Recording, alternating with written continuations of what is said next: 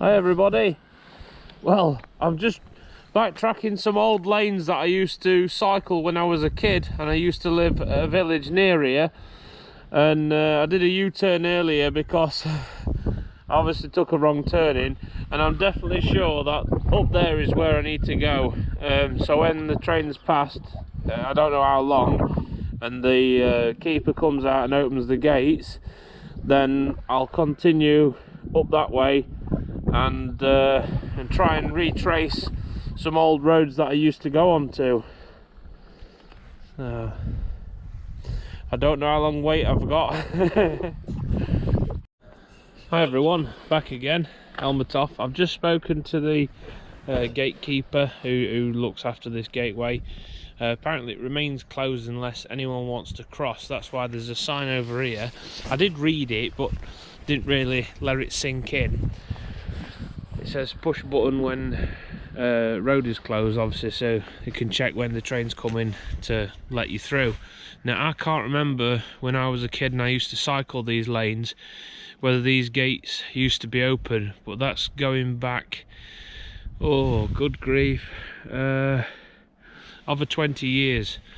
When I used to be on my push bike cycling these lanes and going to that pub where I did stop and change my battery in the camera, the Jug and Glass pub.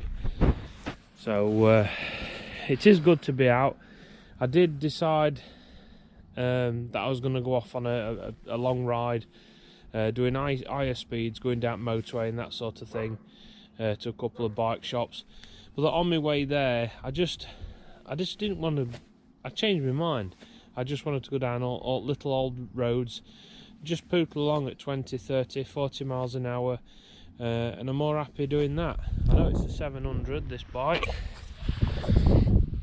but it does tick over really nicely. With this type of engine that it is, it doesn't feel like it's hardly doing anything at slow speeds. It's really nice and comfortable to ride at slow speeds. Well, I haven't been out on the bike for a couple of weeks because about 2 weeks ago I was due to go to a motorcycle bike night at a pub, the Robin Hood at Lamley, and my daughter got ill, had a viral throat and lung infection, then my wife got ill, and then I got ill. So that's why I haven't been out, and I've not been doing any YouTube recording. I did do an update video the other day, but then I didn't post it because I thought I'll just wait and see if I get out this weekend with the bike. Thank you to the 2 people now that has commented on my survey on YouTube as to what I should do with the channel name. I did put a post on there whether I should keep it the same, change it to something motorcycle orientated, something bushcraft orientated, even though I haven't done any of that for quite a while now,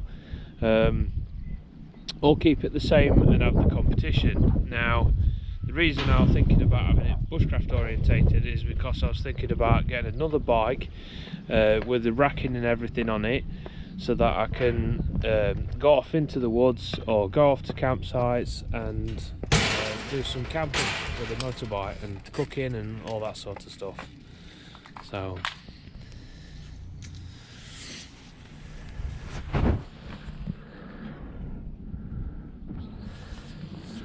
what an absolute knob, because you could see I was talking to camera and that, and obviously I didn't walk forward and go and grab gate for him so he could just cycle through one half at thing. It just slamming gate to make more noise, being a knobhead. But it is a cracking day. Stood out here. There's a few minutes before train comes, but I thought I don't mind them. I'm not in no rush. So yeah, I'm gonna enjoy my way, enjoy the sunshine, listen to the birds singing. If you listen quietly enough, you'll hear them. Another cyclist. Now is he gonna start banging gates? Just coming round there. Look. Oh, the train's coming. We're gonna get the train on now and film. There we go. Underfield toot his horn. Wow. Right, if he's gone, that might be it now then, and I can continue on my journey on these little lanes. So, right, okay.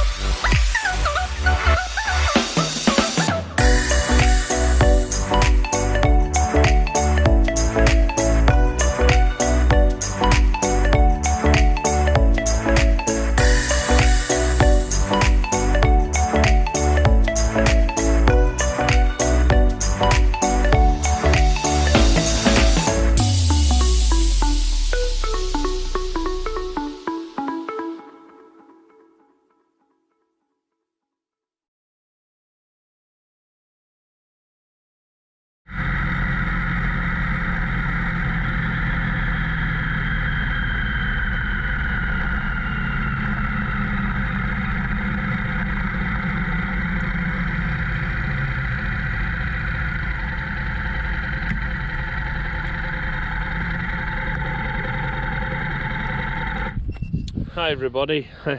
I know it's only 2 minutes since I stopped down the road at that railway, but my elbow's not great. This one, the one that got shattered in the last motorcycle crash when I was hit by a deer doing 60 miles an hour. I've talked about it before on the channel. I had 2 near fatal motorcycle crashes. Yeah, near fatal, and they nearly took my life. My arm's in agony, so I've just stopped. My elbow support that I wear to squash my elbow together, so that because 40% of my elbow socket is missing, it's shattered and been removed. So the bone sometimes will start shoving out the side of my arm. Bit gruesome, I know. And I have to put this support on to squash everything back together. It's not a fancy one, it's just an elbow support, but it just squashes everything back together. So I need to do that.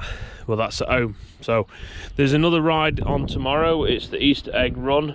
From Goose Fair at Nottingham to Mansfield Fire Station, so I'm thinking about doing that. Just stopped here, as you've just seen. I've just come down that lane and pulled in here. This is Elmpton. Years and years ago, there's a story about Elmpton, a rumour that there's somebody from the council lives in Elmpton, and because of that they've enforced that there were speed humps fitted all the way through Elmpton, which are a bloody nightmare, and also that all these posts go up to stop you from going on to Elmpton Green. And now just here at the top here, they used to have a maypole and do the maypole dancing.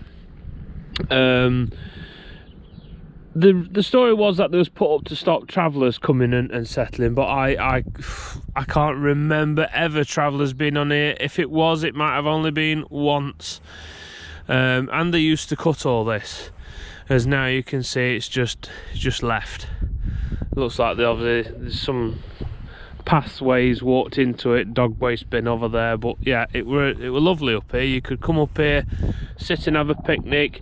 Obviously they didn't want you driving your cars on it, but it weren't like everyone just plonked cars here and had a picnic. So and then if you turn that way, that takes you to Elm Tree Pub and Elmpton Church, where I was christened. We also, and just if you can see it right in the distance, you probably can't, is some orange rooftops to some houses.